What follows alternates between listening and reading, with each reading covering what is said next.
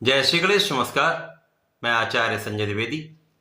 मेरे समस्त प्रबुद्ध दर्शकों का मेरे चैनल पर हार्दिक स्वागत है।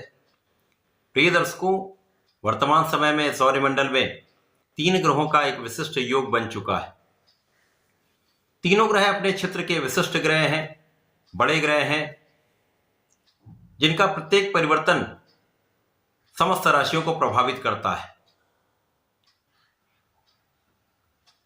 सूर्यदेव अपनी राशि का परिवर्तन 12 फरवरी को कर चुके हैं, कुंभ राशि में प्रवेश कर चुके हैं। 11 फरवरी को बुध का भी राशि परिवर्तन कुंभ राशि में हो चुका है तथा कुंभ राशि में पहले से ही शनिदेव का गोचर चल रहा है। अब शनिदेव स्वयं की राशि में अत्यंत बलवान स्थिति में है। शनिदेव की राशि में शनिदेव के पिता सूर्यदेव होंगे तथा अतिमित्र के भाव में बुध का गोचर प्रारंभ हो चुका है। तो कुंभ राशि में त्रिग्रही योग का महाप्रबल योग बन चुका है। अब सूर्यदेव राजा हैं।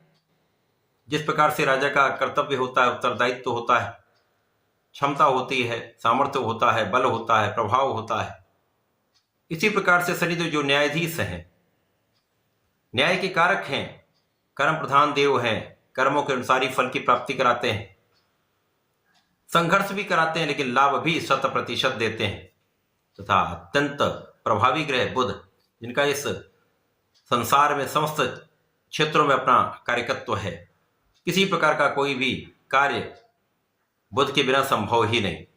बुद्धि के कारक, गणनाओं के कारक, वाणी के कारक बुध हैं।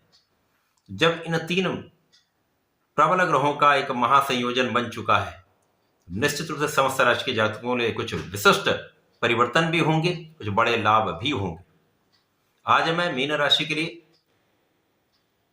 इस त्रिग्रही संयोजन का, राशि परिवर्तन का, सूर्य के राशि परिवर्तन का, बुध के राशि परिवर्तन का किस प्रकार का प्रभाव प्राप्त होने वाला है, किन किन भावों में वृद्धि होगी, इस समय में आप कितना लाभ ले पाएंगे, अथवा कहीं पर कोई समस्या या अवरोध है तो उसका क्या निराकरण, संपूर्ण विश्लेषण मैं पूर्ण तरीके के साथ करने जा रहा हूं। प्रिय दर्शकों, इस राशिफल को आप अपने लग्न तथा राशि दोनों के अनुसार देख सकते हैं। मीन राशि के लिए ये जो त्रिग्रही संयोजन बन रहा है, क्योंकि सूर्य का भी परिवर्तन 12वें भाव में हो चुका है, बुध का परिवर्तन भी 12वें भाव में हो चुका है, शनिदेव 12वें भाव में ही गोचर कर रहे हैं।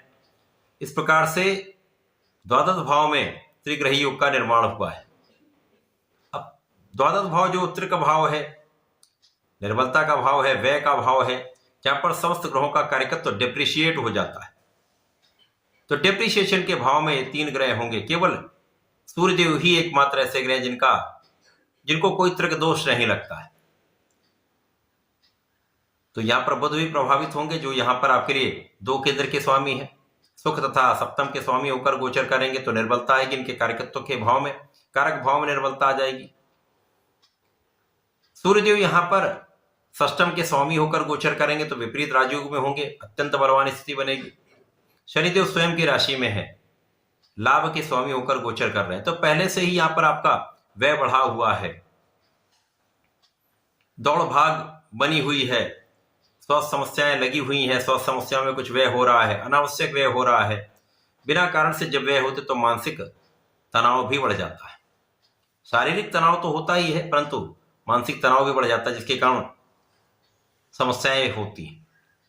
अब यहां पर बुध जो 2 केंद्र के स्वामी होकर होंगे तो कहीं ना कहीं जीवन साथी के साथ भी तनाव होगा, साझेदारी में भी तनाव होगा, साझेदारी में भी कहीं ना कहीं उतार चढ़ाव की स्थिति होगी तथा मतभेद यहां पर प्रारंभ हो जाते हैं।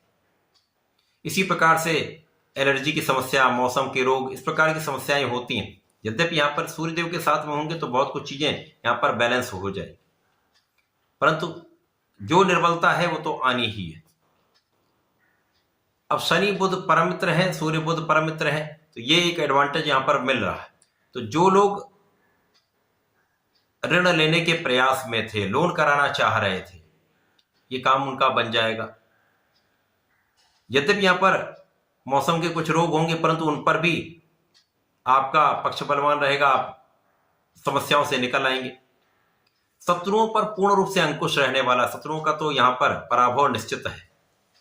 इसी प्रकार से यहां पर जो जातक नौकरी के लिए प्रयास कर रहे थे अथवा नौकरी में है, नए अवसर चाह रहे थे, विदेश जाना चाह रहे थे, विदेश में जाकर काम करना चाह रहे थे, तो ये कार्य सिद्ध हो जाएगा। किसी प्रकार की कोई बड़ी समस्या यहां पर आने वाली नहीं। परंतु इस समय में कहीं ना कहीं जो तनाव है या शारीरिक कष्ट है, उसके कारण आपके पास सुखों के होते हुए भी सुखों का आप पूरा लाभ नहीं ले पाते, सुखों का उपभोग नहीं कर पाते। माता का स्वास्थ्य भी कहीं ना कहीं यहां पर डिस्टर्ब होता है, तो यहां पर आपको माता के स्वास्थ्य का ध्यान रखना चाहिए। इसी प्रकार से इस समय में आपको अपने बुद्धि बल पर पूर्ण विश्वास रखना चाहिए। सोच विचार कर आपको निर्णय लेना चाहिए, विचारशील होकर कार्य करना चाहिए। बोलने से पहले विचार करके बात करें, अन्यथा यहां पर समस्या आ सकती, विवाद बढ़ सकता है। परंतु यदि कहीं पर कोई कानूनी समस्या चल रही थी अथवा किसी प्रकार का कोई विवाद चल रहा था, कोई केस चल रहा था, उसका यहां पर निराकरण होगा, उसमें आपका पक्ष भी बलवान रहेगा, आप विजयी भी रहने वाले। तो जब तक सूर्यदेव यहां पर होंगे, निश्चित रूप से विजय आपकी रहने वाली है। अब यहां पर लग्न के स्वामी की स्थिति अच्छी है, पराक्रम के भाव में है, तो बहुत कुछ चीजें बैलेंस हो जाती हैं यदि लग्नेश अच्छी स्थिति में हो, कहीं पर बहुत दूषित ना हो। तो इस समय में ये तात्कालिक समस्याएं होंगी, परंतु सभी समस्याओं का हल भी होगा।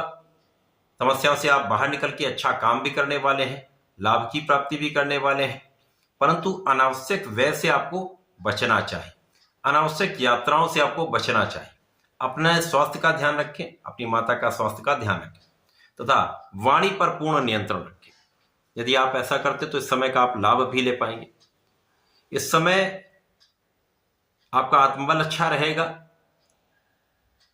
सहयोग मिलेगा, परिवार का सहयोग मिलेगा, परंतु आपको अपने आत्मबल पर, अपने आप पर पूर्ण विश्वास करके आगे बढ़ना चाहिए। इस पूरे समय में आपको नित्य सूर्यदेव को जल देना चाहिए, ओम घड़ी सूर्याय नमः का जप करना चाहिए, गणपति जी की आराधना करनी चाहिए, शंकरनाशन गणेशोत्तम का पाठ करें, अथवा ओम गंग गणपतये नमः का कम से कम एक माला का जप रुद्राक्ष की माला से अवश्य करें। संकटों का भी नाश होगा, समस्याओं का भी अंत होगा, लाभ की वृद्धि निश्चित रूप से हो। तो ऐसा करके समय का उपयोग करके लाभ ले सकते हैं। धन्यवाद, नमस्कार।